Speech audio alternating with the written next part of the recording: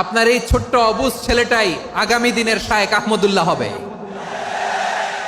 আপনার হেফজখানায় পড়া ওই ছোট্ট ছেলেটাই আগামী দিনের আল্লামা মামুনুল হক হবে। আপনার ওই ছেলেটা আমির হামজা হবে, আব্দুল হাই সাইফুল্লাহ হবে। আল নাসু মাআদেন, মানুষ হচ্ছে খনি, এই খনির যত্ন নিতে হবে। মা বাবা যারা এসেছেন, আপনার ছেলে মেয়ের যত্ন নেন।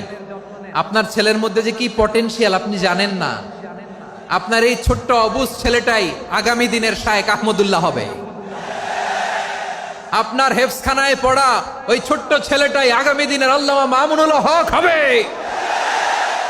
আপনার ওই ছেলেটা আমির হামজা হবে, আব্দুল হাই সাইফুল্লাহ হবে।